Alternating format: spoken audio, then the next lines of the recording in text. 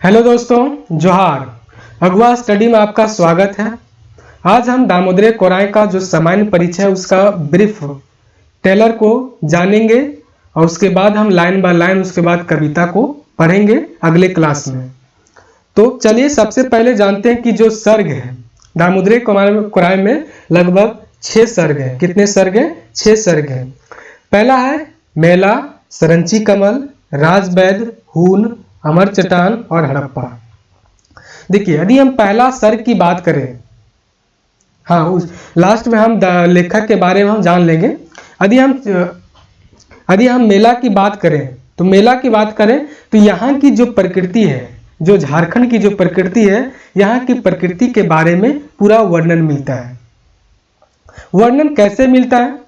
जैसे बोले हम तो यहाँ के प्रकृति का वर्णन मिलता है। तो वर्णन यहाँ पर कैसे मिलता है? तो जैसे हम बोले कि यहाँ की जो महुआ है, यहाँ की जो डो है, यहाँ की जो सरंज कमल है, यहाँ की कितनी महमहाई हुई है। यहाँ की जो सिमर का फूल है लाल है, यहाँ के जो सिमर का फूल है वो लाल है। परास का फूल है जो गोछ में है और वो लता पता से वन है, पूरा लता पता से भरा हुआ है। यहाँ की जो नीम है, नीम के छाया में भालू है वो नाच रहा है। जो बाघ है वो पत्थर के गुफा में बच रहा है। यहाँ की जो कोराए गाछ होता है और वो कोराए गाछ है वो सरग में फूला हुआ है। जैसे यहाँ की जो बगुल है वो जिस तरह से उड़ रहा है सरग में उस तरह से कोराए यहाँ पर का फूला हुआ है।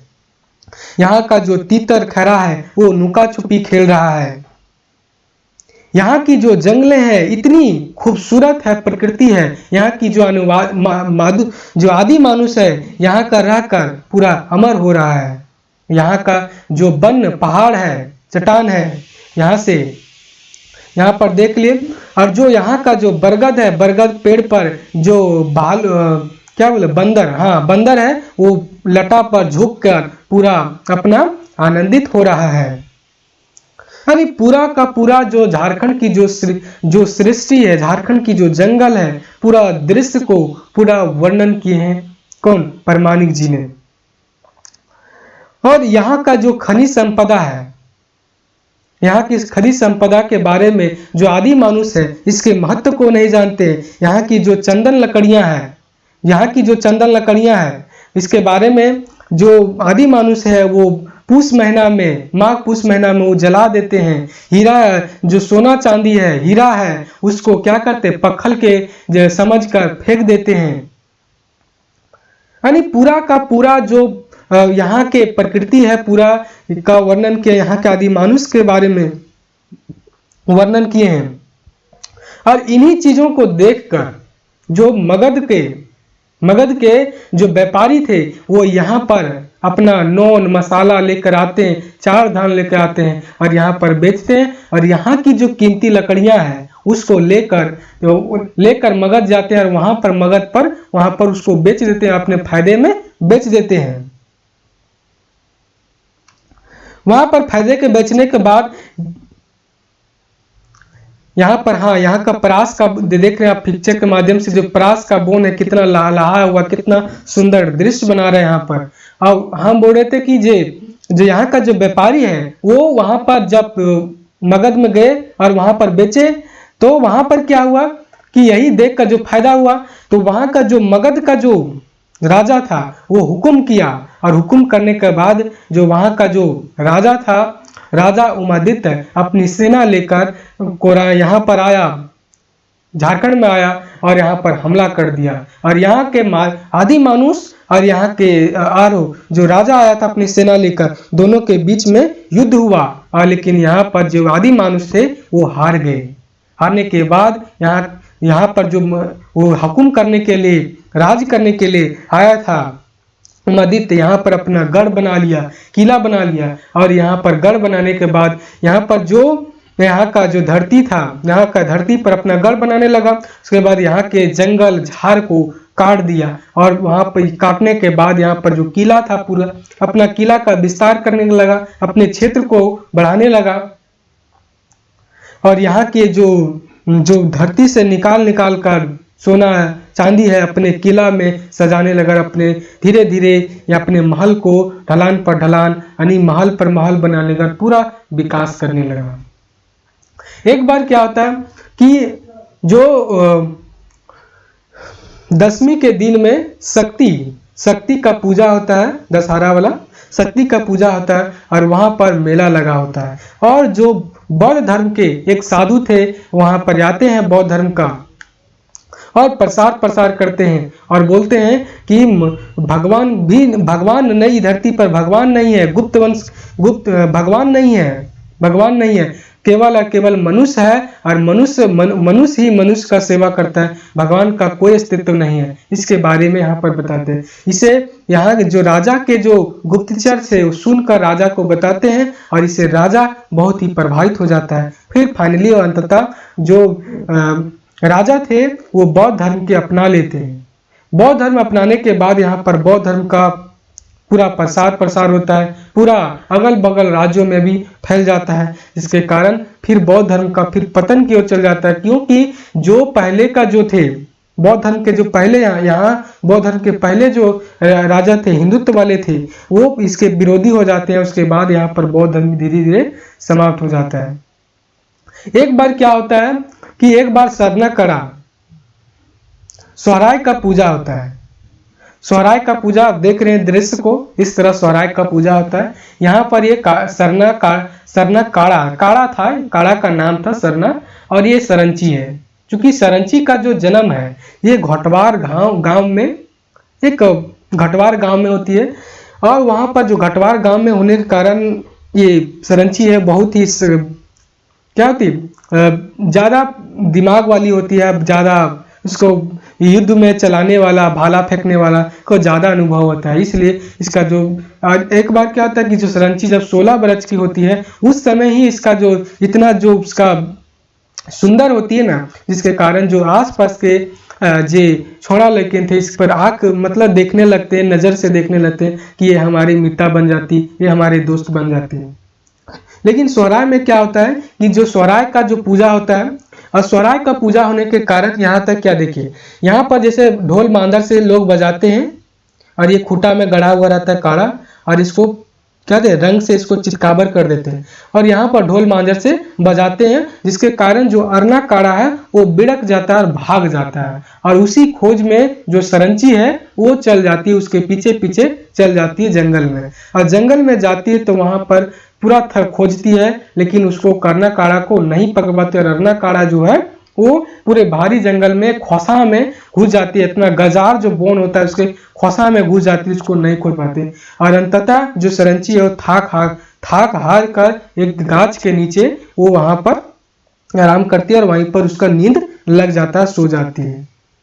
तब क्या होता है कि जो मगध का जो बेटा राजा का जो बेटा था राजकुमार कमल केतु, यानी कमल केतु पहले देखिए, पहले आक्रमण कौन किया था तो उमादित्य किया था, और उमादित्य का बेटा था काल केतु, और काल केतु का बेटा था कमल केतु था उसका बेटा। और कमल केतु था वो बाघ की खोज में जंगल गया रहता है, जंगल इसलिए गया रहता है बाघ की खोज में क्योंकि जो उसके राज्य क्षेत्र में जो बाघ था वो आदमी को आता था बाघ और आदमी को खा जाता, यानी मार देता था, यानी नुकसान करता था बाघ। इसलिए कमल केतु ने फैसला लिया कि बाघ को खोजने गया, अपने सैनिकों के साथ बाघ खोजने गया। अब वहां गया बाघ गया खोजने के लिए जंगल में, अब वहां गया तो खोज रहा था, लेकिन जो ये कमल केतु है अपने सैनिकों से बिछड़ जाता है और खोजते खोजते और एक जो सरंची और थाक हार की बैठी रहती है, और सरंची इतने भारी जंगल में कमल केतु को मिलता है। कमल केतु के मिलने के बाद कमल केतु को वहां जंगल में मिलता है तो देखती है कि जो कमल केतु है वो सरंची को देखता है कि इतना भाई, सोचता है कि इतना भारी जंगल में जो है वो कमल इतना जवान लड़की, इतनी जवान इतने भारी जंगल में क्या करे, कौन देवी देवता का मुंह तो नहीं है। तो इतना ही में जो सोच रहे थे और इसके जो घोड़ा का आवाज सुनकर जो सरंची है वो उड़ जाती है और कमल केतु ये मानुष कौन है तुम, अरे मेरे सामने आया तो तुमको हम भाला फेंक से बलम से मार देंगे, मेरे आगे मत तुम बढ़ो। तो वहां पर इस तरह से बातें होता है लोग जो, और इतना ही में जो बाघ है वो झाड़ी से निकलता है खोखरा कर और कमल केतु पर हमला कर देता है।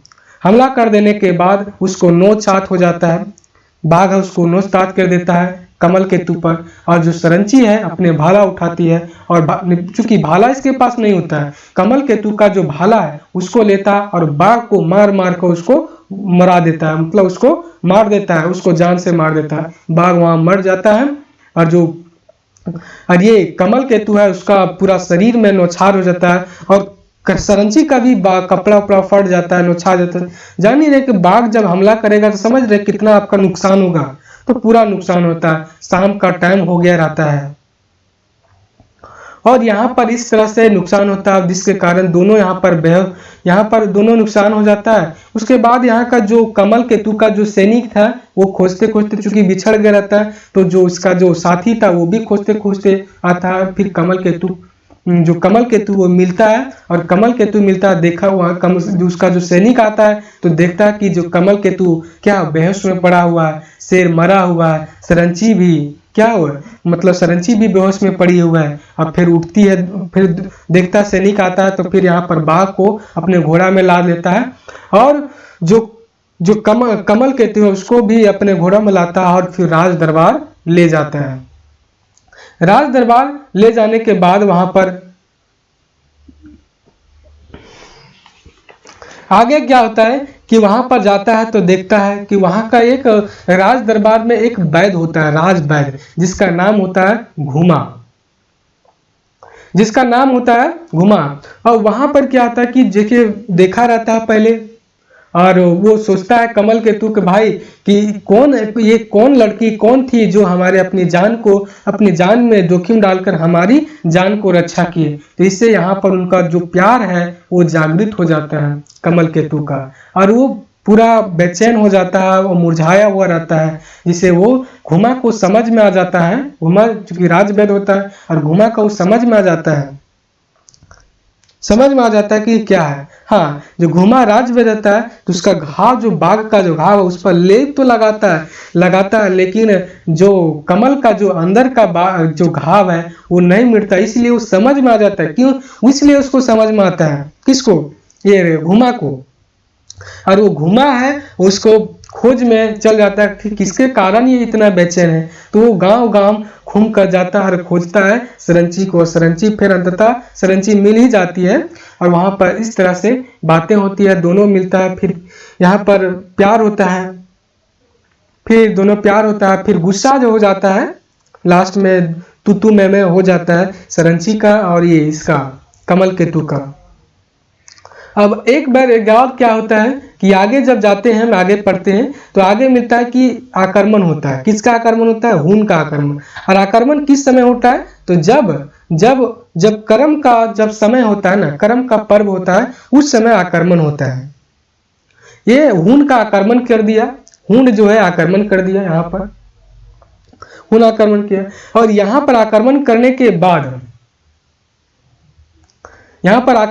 के बाद कर्म का समय है, पूजा कर रहे हैं सब लोग और यहाँ कर्म किया। तो जो कमल जो सरंची है वो पूरा हून सेना को मार दिया, तार मार दिया, लोगों को जागृत किया कि अपने के लिए, अपने परिवार के लिए, अपने खुद के लिए, रक्षा के लिए, लोगों के लिए लड़ने के लिए सिखाया और जागृत किया गांव वालों को, आदिज मानुष को। और यहाँ पर हून को आक्रमण को अपने क्षेत्र से मार भगाया। तो अंततः जो हून था वो अपने यहाँ का जो क्षेत्र था, वस्तु था, उसको लेकर आखिर चल ही गया था, यहाँ पर लेकर चल गया, यहाँ पर धन संपत्ति को लूट को चल गया, यहाँ के मंदिर उंदिर को तोड़ ताड़ के चल गया।